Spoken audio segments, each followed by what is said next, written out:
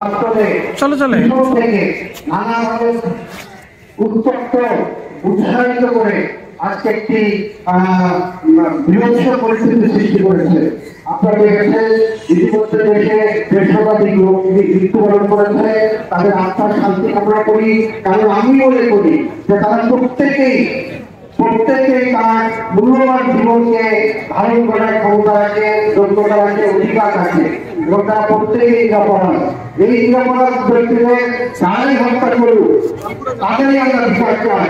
আমরা শিল্পী সমাজ, আমরা কিশোরীরা তাদের সবাই বিচার চাই। আপনারা দেখেছেন নিষ্ঠুরতা চতুর্দিকে হয়েছে। আপনি দেখবেন একটা নারী সাংবাদিককে সেই ছবি রাখায় সাইনবোর্ড রাখায় কি দুঃসহ কি ভয়ঙ্কর ভাবে তাকে নির্যাতন করা হয়েছে। আপনারা সেটা দেখেছেন, আপনাদের গণমাধ্যমে সেটা প্রকাশিত হয়েছে। কাজে আমি বলবো যেগুলোর নিন্দা জানাই। আপনারা দেখেছেন আইন শৃঙ্খলা রক্ষাকারী একজন পুলিশ সদস্য যে সিপাই, তার খুবই কিন্তু দরিদ্র পরিবার। পুলিশের সিপাই যারা হয় তারা নিম্ন মধ্যবিত্ত অথবা একেবারে গরিব ঘরের লোকজনই হয়। তাদেরকে যেভাবে নির্মমভাবে মারা হয়েছে, তারা কিন্তু সবসময় আমাদের জানমাল নিরাপত্তা দেওয়ার জন্য রাস্তায় থাকে। আপনি এখন পুলিশ চান না, কিন্তু যখনই বিপদে পড়বে তখনই কিন্তু আপনি বলবেন যে পুলিশ আসতেছে না কেন।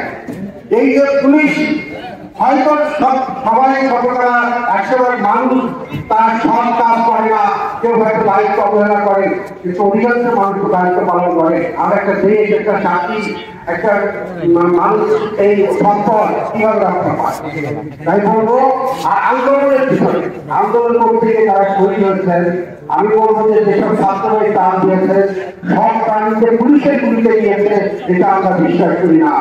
আপনারা খেয়াল করে দেখবেন অনেক মৃত্যু হয়েছে মাথায় গুলি লেগে, মাথায় আঘাত লেগে। পুলিশটা সাধারণত মাথায় গুলি করে না, পুলিশটা গুলি করে হয় পায়ে, না হলে মাথা নিচে পড়ছে কোথাও। পুলিশের হাতে অধিকাংশ পুলিশ হাতে ছিল আমার উঠে।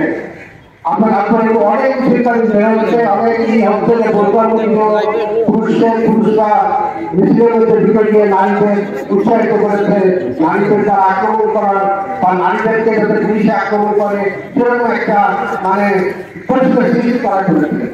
তাতে আমি সবাইকে বলবো, আমার ছাত্রভাইদের বলবো, আমিও ছাত্র ছিলাম, আমার যারা অনুরোধ, আমার ভাই বোন সবাই ছাত্র ছিল। এই ঢাকা বিশ্ববিদ্যালয়ে আমরা বহু আন্দোলন করেছি, কম আন্দোলন করি নাই, কিন্তু কখনোই রাষ্ট্র সম্পদ আমরা ধ্বংস করি নাই। এটি হচ্ছে আমাদের কথা। বহু আন্দোলন করেছি, আমার সামনে ডক্টর মিলনকে গুলিকে মরে থেকে রেখেছি, কিন্তু আমরা কখনো রাষ্ট্র সম্পদ ধ্বংস করি না। তো কাজেই আমি বলবো আমার ভাইদের, আমার এখন তারা অনেকে আছে যে আমাদের এই বয়সে এসে তাদের বক্তব্য শোনার জন্য দেখি, তাদেরকে বলবো অন্যের ক্রিয়া হিসেবে ব্যবহৃত না হয়, অন্য তারা উৎসাহিত না হয়ে আপনারা নিজেদের বিরুদ্ধে পরিচালিত।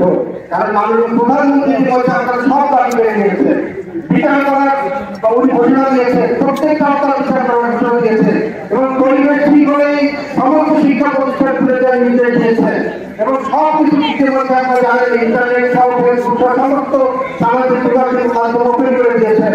তো বাকিটা থাকবে কি? আপনারা জানেন যে বিশ্ববিদ্যালয়ের হলগুলোতে ভাঙচুর হয়েছে, সেগুলো গ্রামণ করা দরকার।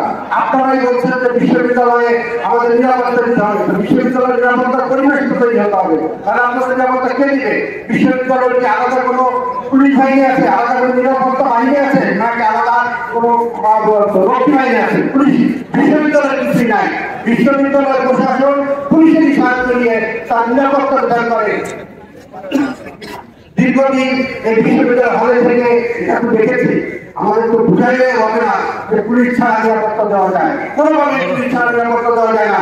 একজন মিছিল ক্ষমতা নাই, একজন রাস্তা থেকে বের করে দেয়, যদি তাকে সহযোগিতা ছাত্ররা না থাকে। আমি বলবো আমরা কোনো হত্যা চাই না, কোনো ধ্বংস চাই না, কোনো রাষ্ট্রীয় সম্পদ নষ্ট করতে চাই না, কোনো প্রাণ কাটা চাই না। আপনারা খেয়াল করেন নাই এই কয়েকদিন আপনাদের আন্দোলনে তারা সুবিধা নিয়েছে, তারা এখন পূর্ব তাদের উদ্দেশ্য সফল করার জন্য এখন দাবি কমাই এক দাবি দিয়ে যাচ্ছে, আমার উদ্দেশ্যটা আপনাদের কাছে পরিষ্কার হয়ে যাওয়ার কথা। আর দেখেন যারা প্রান্তিক মানুষ, যারা দিন আনে দিন খায়, তাদের অবস্থা কি? এই কতদিনের গত 10 দিন 15 দিনের আন্দোলনে আর বর্তমান দিনে এই ভোগান্তিতে সাধারণ মানুষ না খেয়ে থাকছে, যারা একদিন আনে একদিন খায়, তাদের অবস্থা কিন্তু বলতেন। আমি নিশ্চয় বলবো আমার ছাত্র ভাইকে যে আপনারা চান না গরিব মানুষ না খেয়ে বলুন, আপনারা চান না মানুষের রুটি রুটি ধ্বংস হয়ে যায়, তাদের পরিবার ধ্বংস হয়ে যায়। তাদের সবাইকে তোমাকে অনুরোধ করবো আপনারা মাননীয় প্রধানমন্ত্রী আহ্বানে সাড়া দেন, সরকারের কাছে বসেন, সে উদাহরণের মানুষ, সে সব দাবি আপনাদের মেনে নিয়ে আপনাদের একটা সুস্থ মীমাংসা দেবেন, এটা আমি বিশ্বাস করি। সবাই ভালো থাকবে। জয় বাংলা, জয় বঙ্গবন্ধু, বাংলাদেশ চিরজীবী হোক। ধন্যবাদ।